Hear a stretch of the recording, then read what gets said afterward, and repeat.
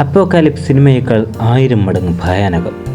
American നീന്തൽ താരവും ഒളിമ്പ്യനുമായ Gary hall junior തൻ്റെ കരിയർ നേടിയത് 10 ഒളിമ്പിക്സ് മെഡലുകളായിരുന്നു. ഒരു കായിക താരത്തിന് സ്വന്തമാക്കാൻ കഴിയുന്ന ഏറ്റവും വലിയ നേട്ടങ്ങളിലൊന്ന്. എന്നാൽ ആ 10 മെഡലുകളും ഇപ്പോൾ ചാരമായിരിക്കുന്നു. ലോസ് ആഞ്ചലസിലെ വിഴിഞ്ഞ കാട്ടുതീ ഗാരിയുടെ ഒളിമ്പിക്സ് നേട്ടവും കവർന്ന് കത്തിപ്പടരുകയാണ്.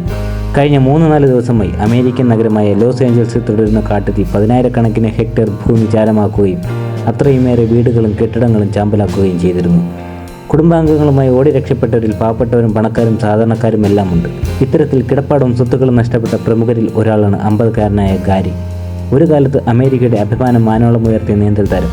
എല്ലാം നഷ്ടപ്പെട്ടവരിൽ അദ്ദേഹവുമുണ്ട്. സിഡ്നി മോർണിംഗ് ഹെറാൾഡിന് നൽകിയ അഭിമുഖത്തിൽ ഗാരി ഹാൾ പറയുന്നത് പ്രകാരം പസഫിക് പാലിസേഡ്സിലുള്ള അദ്ദേഹത്തിൻ്റെ വാടക വീട് പൂർണ്ണമായും കത്തിയെരിഞ്ഞു. 10 ഒളിമ്പിക് മെഡലുകളും നശിച്ചു. കുട്ടികളെ നീന്തൽ പഠിപ്പിച്ചിരുന്ന സ്വിമ്മിംഗ് പൂൾ അടക്കമുള്ള എല്ലാം നഷ്ടപ്പെട്ടു. തൻ്റെ വളർത്തുനായി കുറച്ച് വ്യക്തിഗത വസ്തുക്കളും മാത്രമാണ് വീടൊഴിയുന്ന സമയത്ത് ഒപ്പം കൂട്ടിനായതെന്നും അദ്ദേഹം പറയുന്നു. നിങ്ങളിതുവരെ കണ്ടിട്ടുള്ള അപ്പോക്കാലിപ്സ് ചിത്രങ്ങളെക്കാൾ ഭയാനകമാണ് കാര്യങ്ങൾ. അതിനേക്കാൾ 1000 മടങ്ങ് ദയനീയവും മോശവുമാണ് അവസ്ഥയെന്നും ഗാരി പ്രതികരിച്ചു. വീട്ടിൽ നിന്നിറങ്ങി രക്ഷപ്പെടാൻ നേരം മെഡലുകളെക്കുറിച്ച് ഓർത്തില്ല. എല്ലാം കത്തിപ്പടരാൻ തുടങ്ങിയിരിക്കുന്നു. ആ ഒളിമ്പിക് മെഡലുകൾ നഷ്ടപ്പെട്ടാലും തനിക്ക് ജീവിക്കാൻ കഴിയുമെന്ന് മനസ്സിലാക്കുന്നു.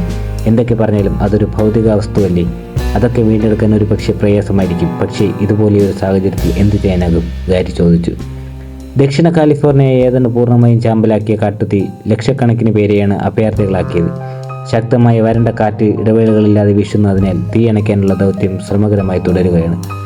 ലോസ് ഏഞ്ചൽസിലെ സമ്പന്ന ടൗണുകളും അഗ്നിക്കിരയായതോടെ പ്രമുഖ ഹോളിവുഡ് താരങ്ങളടക്കം ഭവനരഹിതരായി. ഇതിനോടകം 11 പേർക്ക് ജീവൻ നഷ്ടപ്പെട്ടുവെന്നാണ് ഔദ്യോഗിക കണക്കുകൾ സൂചിപ്പിക്കുന്നത്. വീടുകളും വ്യാപാര സ്ഥാപനങ്ങളും അടക്കം 12,000 കെട്ടിടങ്ങളും എരിഞ്ഞമർന്നു.